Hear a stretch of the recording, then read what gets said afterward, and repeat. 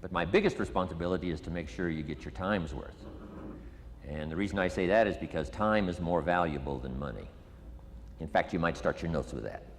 Time is more valuable than money. You can get more money, but unfortunately you can't get more time. If somebody asks you to spend your money, that's pretty easy, right? We live in America, we're wealthy, so the money's not the problem. But what if somebody asks you to spend a day, right? You got to think that over carefully. And I know you did. I wouldn't waste one of my days, not for anybody, not for anything. Once I understood how valuable they were, I don't waste any. But to make an investment like today of your money and your time, I appreciate that. Today's going to be costly for me. It's going to cost me one of my days to be here, right? And some money, of course. But, you know, I don't need the money. I take the money, but I don't need the money. But guess what I do need? The time. So I'm here not to just joke with you. I'm here not to just tell some funny stories and give a performance and walk away. I'm here to give you some value, and I want to make it worth your time. I'm going to invest a day. You're going to invest a day. Let's get the most out of it and see what we can walk away with today. Anyway, for you that have not seen me before, just very briefly, let me just tell you my story. I grew up in Idaho, farm country, southwest corner of Idaho. In fact, my father still lives on the old homestead where I grew up. He'll be 89 his next birthday. He still hasn't retired. I'm proud of my dad. He's never been ill. He's really something. I'm trying to get him to retire this year, 88. I'm telling my father, what a good year to retire when you're 88. And he says, hey, talk to me in 10 years, right? I might be ready. But anyway, I went to high school. I graduated. I went to college 1 year. Halfway through my second year of college, I decided I was smart enough, so I quit. One of my major mistakes. I should have stayed in school. But I thought, heck, you know, I'm smart enough to get a job. That's what life's all about, right? Get a job, pay your bills, work hard, stay out of trouble, keep your fingers crossed, hope for the best. And I figured I was at least prepared to do that. So I quit college and went to work. A little while later, got married, got my little family going, and I'm out there doing what I thought was the best I could. But about age 25, I'm starting to struggle. I've purchased a little more than I can conveniently pay for on time, and the creditors are starting to call saying, hey, you told us the check was in the mail, what's the deal? And I'm getting embarrassed by that. I'm also embarrassed, big mouth me, with all the fancy promises I made to get married. I'm way behind on those promises, and I'm getting discouraged, wondering what to do. And I thought, well, maybe I should go back to school, right? 1 year of college, pretty short on an application. But, you know, tough to go back to school, right? Especially when you got your family going. Time to stay is when you're there. So I discounted that. I thought, well, if I, you know, had my own business, that would be the way to go. But, you know, I'm short on money, too much month at the end of the money. If you've ever been there, that's where I was, age 25. So I had to discount that, and I'm discouraged, wondering, where do I go from here? And then the miracle happened for me. Good fortune came my way. And who can explain good fortune? I don't know. Remarkable things that happen to you at a particular time. Sometimes it's just unexplainable how those things happen. One of my friends says, well, hey, things don't just happen. Things happen just. Another good note for your notes. Things don't just happen. Things happen just. And maybe that's it. I don't know. I'm an amateur on life, I guess like most of us are, trying to figure it out, how to make it valuable. But I was ready. And my good fortune was, at age 25, I met a very wealthy man. His name was Mr. Schoaf, Mr. Earl Schoaf. A friend of mine had gone to work for him, and he started telling me about this man. He said, you got to meet this man I've gone to work for. He's wealthy, but he's easy to talk to. And he's got a unique philosophy of life. And the more he kept talking about this man, I thought, well, I've got to meet this man. So sure enough, shortly after that, I had a chance to meet this remarkable wealthy man, and I was impressed. He was wealthy. Sure enough, he was easy to talk to. I was so intrigued, within a few minutes, I said to myself, if I could be like him, farm boy from Idaho, if I could be like him, I'd give anything. And then I thought, if I could just get around somebody like him, and if he would teach me what to do, I would be willing to learn. I'm coachable. And that was my good fortune. A few months later, this wealthy man that I met, Mr. Schoaf, took a liking to me, hired me, gave me a job. I went to work for him. And I spent the next 5 years in his employ. And then, unfortunately, he died at the end of that period at age 49. His last 5 years, but the first 5 years of my new life, I got to spend with this remarkable man, and my dream came true. He coached me. He taught me. He taught me the books to read. He taught me the disciplines. He taught me the changes to make in my language and personality. And the things he shared with me during that 5 years literally changed my life, turned my life around, changed my income, changed my bank account, changed my future, changed everything. I've never been the same since that unique experience. And I wish he was still alive today, Mr. Schoaf. I'm sure if he was alive today, especially after this seminar, Idaho Farm Boy makes it to Dallas, Fort Worth, full house, standing room only. Pretty awesome. I'm sure if he was alive, I'd be calling him today saying, you won't believe what's happening to me. I've had a chance now to share with other people what you shared with me. But anyway, how I got here. 30 plus years ago, I was living in Beverly Hills, California. And one day a friend of mine, businessman friend, said, Jim, I'd like to have you come and share your story with my service club that I belong to, the Rotary Club. He said, I know your story, Idaho Farm Boy makes it to Beverly Hills. But he said, I think my club members would love to hear your story. He said, if I arranged one of our breakfast meetings, would you come tell your story? Just share a few thoughts. I said, okay. So I agreed to go give this breakfast talk. And guess what? They liked it. And my telephone rang. I got another call saying, we heard you've given your story and shared some ideas. Would you come talk to our club? First thing I know, I'm starting to devote a piece of my business time to giving these talks. And then one day, a businessman who'd heard my talk, I think 2 or 3 times, approached me and said, would you come and share that story and some thoughts with my management and salespeople? I said, I got this little company going. And he said, if you'd come tell your story to my organization, he said, I'd be happy to pay you. And I thought, wow, wouldn't that be something? So I agreed to go do it, and I got paid. Little did I know, another fortune was waiting for me to translate my ideas into talks and speeches and seminars. Now I've written some books. It's on cassette tape, and now I get to travel around the world. Last year I was in Japan and Israel, Spain, Mexico, Australia, New Zealand, France, Germany, Canada, and now Dallas, Fort Worth. So.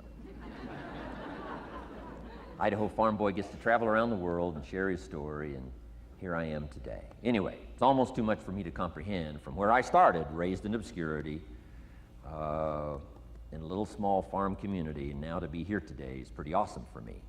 So anyway, that's just a little bit about my story. My story is probably more intriguing for me than it is for you, but I wanted to hear it again, so I thought I would just, bore you with it. Anyway, I don't ask you to be impressed today. I'm the one that's impressed from where I came from to have a chance. But that's the American dream, right? Come true. Chance to start from scratch, start from obscurity, start with pennies, start with nothing, and have a chance to transform your life, change your life, set your goals, and see what you can accomplish. So anyway, that's how I got here, and I'm just delighted that this day has arrived, and I truly want to make it valuable for you. Let's go to work. Here's what I hope you'll find out of this seminar today for your notes. Here's what I hope you'll find. Number 1, sincerity. Above all else today, I hope you'll find me sincere. Best place for people to start to communicate is sincerity on both sides. I'm sure you're sincere or you wouldn't be here today, right? To spend this kind of money, to spend this kind of time, roll up your sleeves today, go to work like I am, and get this message. You've got to be sincere. So I assume you're sincere. Now I want you to see me sincere. But I've got a good note for you to make. Sincerity is not a test of truth. Important note to make. Sincerity is not a test of truth. We must not make the mistake of saying, he must be right, he's so sincere. That would be a mistake. And here's why. It's possible to be sincerely wrong. So we don't mistake sincerity for truth, right? Sincerity is only a test of sincerity. Truth has to yet be tested by truth, okay? But hopefully you will find me sincere and truthful. Next, a combination of things I hope you'll find here today. Ideas plus inspiration. Ideas plus inspiration.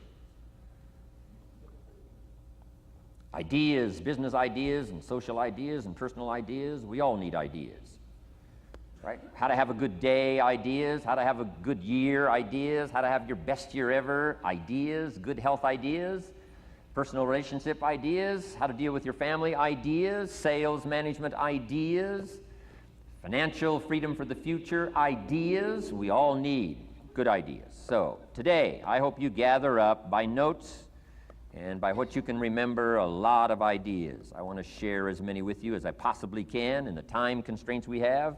Today is going to go very rapidly. I used to think a day like this was a long day. Found out it's a pretty short day. But I'm going to go as fast as I can, share with you as many ideas as I possibly can.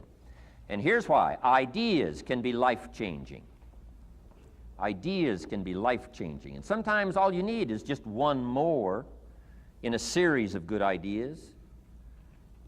It's like dialing the numbers into the lock, right? You got 5 or 6 numbers dialed into the lock. The lock still won't come open, but you don't need 5 or 6 more numbers. Maybe you just need one more, and maybe a seminar like this could do it. A sermon could do it. The lyrics from a song could do it. The dialogue from a movie could do it. Conversation with a friend might do it. That one last piece you need, number. Dial it into the lock, that's it. The lock comes open, there's the door for you to walk through. And maybe this seminar today could furnish that for you. One more idea. I know you've come with a lot already. Sometimes we get the impression, I used to have that I only had this much going for me and I needed this much. Usually not true. And I'm sure not true of this audience, where I find you today, as well dressed as you look today. You know, as fine as you are sitting here today. It isn't that, you know, you've got this much going for you and you need this much. I would assume you've got this much going for you and maybe all you need is just a few more thoughts, ideas, to furnish you some ways and means to turn your life into the dream you want it to be. So, ideas. The seminar is going to be loaded with ideas. I want you to take good notes. But here's what else I hope you'll find here today, and that is inspiration. And who knows the mystery of inspiration? Why some people are inspired and some are not? You were inspired to get here, some were not. Who knows the mystery of that? I don't know. How come you made it? The rest of them didn't make it. We don't know what that mystery is. Some people turned it down. Some people said it costs too much. Some people said it's going to take too much time. Some people are too busy, right? A lot of different excuses why some are inspired to take advantage of something that comes to town. Others pass it up. We don't know the mystery to that. Here's what I call it, mysteries of the mind. And I just leave it at that. Some things I don't try to figure out. I take the simple approach now. Right? Some people do and some people don't. I mean, that's about as profound as my philosophy is. Some buy and some don't buy. Some go for it and some don't. Some change and some don't. And if you've been around for a while, you can usually work out the numbers, right? Out of 10, 3 do, 7 don't. Whatever business you're involved in, pretty soon you got this ratio going. The ones that do, the ones that don't. And you say, well, why don't the ones that don't, how come they don't? We don't know. I just leave it as a mystery. I used to try to understand all that. I just take the simple approach now. The guy says, this happens to me, this goes wrong for me, and all this stuff goes wrong for me. How come all this stuff happens to me? I say, I don't know, beats me. The best I've been able to figure out is those kind of things always happen to people like you. I mean, right? That's the best I got. I don't know. I'm an amateur on this stuff. What do I know? So, just take the simple approach, right? That's how it is. Who knows? Interesting story says, the day the Christian church was started. Now, I'm an amateur on the Bible, but best account I can remember, the day the Christian church was started, a magnificent sermon was preached. Great presentation. And if you're a student at all of good communication, it was one of the classic presentations of all times, the sermon, the first day the Christian church was started. And it said this sermon, this presentation was given to a multitude, meaning a lot of people. But it was interesting, as the account gives us, the record, it says, when the sermon was finished, there was a variety of reaction to the same sermon. Isn't that fascinating? I find it fascinating.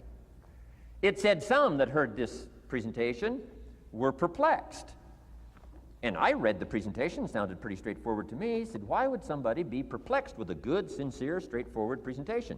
Best answer I've got. They are the perplexed. I mean, you know, what other explanation is there? It doesn't matter who's preaching. Right? It said some that heard this presentation mocked and laughed, made fun of the presentation. I thought, hey, this looks pretty sincere to me. If you give a sincere, honest presentation, why would somebody mock and laugh? Easy explanation. They are the mockers and the laughers. What else would you expect them to do? Right? I used to try to straighten all that out, say, well, they shouldn't do that. I don't do that anymore. You know, I've got peace of mind now. I can sleep like a baby, not try to straighten all this stuff out. I used to be so naive. I used to say, well, liars shouldn't lie. See, how naive can you be? Of course they're supposed to lie. That's why we call them liars. They lie. They lie. So I don't straighten this stuff out anymore.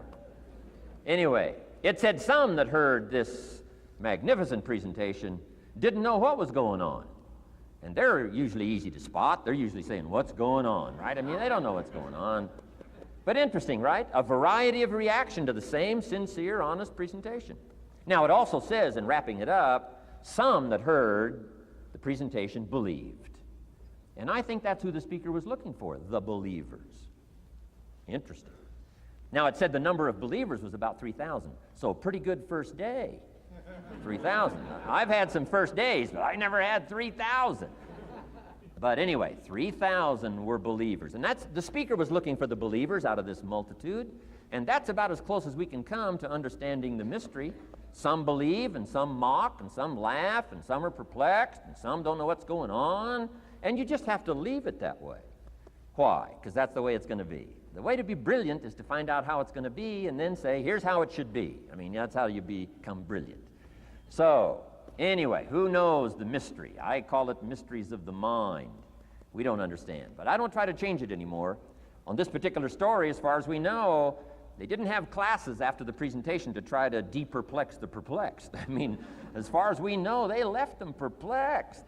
They left the mockers mocking. They let the laughers laugh. I mean, they didn't come back and try to straighten all this out. You say, well, how can you build a church? Well, make another presentation, and you'll get some believers and some mockers and some laughers and some who don't know what's going on. So that's about the best we can do. So, but I'm glad I've got the believers here today. You believed enough to shell out your cash and part with your time and some of your effort and energy, and I appreciate that. So, hopefully you'll find some inspiration here today. All right? To get the most out of today, a couple more notes. Number one, be thankful. That's a good way to capture the most of a day like this. Be thankful for what you already have. That shouldn't be any problem in America, being thankful. Everything we need is available in America. Everybody wants to come here, right? The last time I was here, that little presentation I gave, everybody wants to come here, America. People haven't plotted and schemed the last 40 years saying if I could just get to Poland, everything would be okay. No, everybody wants to come to America. Why? Everything's available here. All the books you need, all the sermons you need, all the churches you need, all the schools you need, all the instruction you need, all the inspiration you need, all the capital you need, all the markets you need, all the challenge you need, all the information you need, all the seminars you need. Everything's available here. This is America. So number one, let's be thankful for what we already have. Thanksgiving does this. Opens up the doors, opens up the windows, opens up the channels. Thanksgiving for what you already have. I did a seminar one weekend up at the ranch, up at Clear Lake. Got a lodge up there. Nice setting, high valley, high serenity ranch. For the weekend, Friday evening, Saturday, Sunday. People drove in from around California. I got there late Friday afternoon. Everybody had pretty well already gotten there. I couldn't believe the parking lot. Continentals and Eldorados and Mercedes and Cadillacs and unbelievable. Ferrari, one Rolls Royce, unbelievable. I walked in, good-looking crowd about like this, sitting there ready for the weekend seminar. My opening remarks were, ladies and gentlemen, I think the rest of the world would find it strange that we have all come here this weekend to try to figure out how to do better. Right? I think the rest of the world would say, I don't understand. Guy in his Rolls Royce, and I got to get to the seminar, find out how to get another one of these Rolls Royces. Unbelievable. Anyway, let's be thankful. Here's what locks up the doors and the channels to receive more: cynicism. That locks you away. That prevents you from learning more. Being a cynic about the past and the future, a cynic about the marketplace, cynical about the people, cynical about the institutions, cynical about the setup, cynical about yourself, cynical about your chances. See, that locks away all the chance for stuff to flow your way. So, good advice, I think, today. Start off, be thankful. Here's number 2, listen well. And that's going to be a challenge today. I understand that. It seems like most of, our life is still going on outside these 4 walls, right? Most of our life seems like it's out, continuing out there. Family and business and associates and market and economy and whatever else is happening in the midst of your life. And to sort of, pull your attention from what's going on out there and put it in here for just a few hours, I know is a challenge. But do the best you can, listen well. And here's the last one: take good notes. Be a good student today. Take some good notes. I've not come to entertain you. As you can tell by my opening joke, right? I would not make it in Las Vegas. So we don't have a dog and pony show today, no entertainment, but I do have some ideas. Take some good notes. Somebody showed me the other day notes that they took about 21 years ago, attending one of my seminars out in Los Angeles. He said, I still use these notes I took 21 years ago to help me in my business, relationship with my family. So I'd like to have these notes that you take today become that valuable for you. Then it would be worth me making the investment to come and spend a portion of my life, my time, my energy here. And I want this investment I'm making here today to pay off. And one of the ways it can pay off for me is for you to take good notes and then go away and use whatever makes sense. Because what I feast on coming back around is the stories out of this audience today. Sure enough, 6 weeks from now, 6 months from now, 6 years from now, somebody's going to, by phone, by letter, by personal contact, walk up to me and say, the things you shared that day got me thinking, and I started making some changes, and let me tell you what's happened to my business, let me tell you what's happened to my sales career, let me tell you what's happened to my relationship with my family. See, that'll make it worth it for me. Not the money, the return, something you can't buy with money.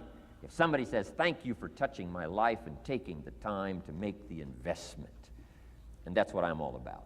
So if you'll become a good student today. And here's the last note. Don't be a follower, be a student. You'll be happy to know today we haven't come seeking disciples.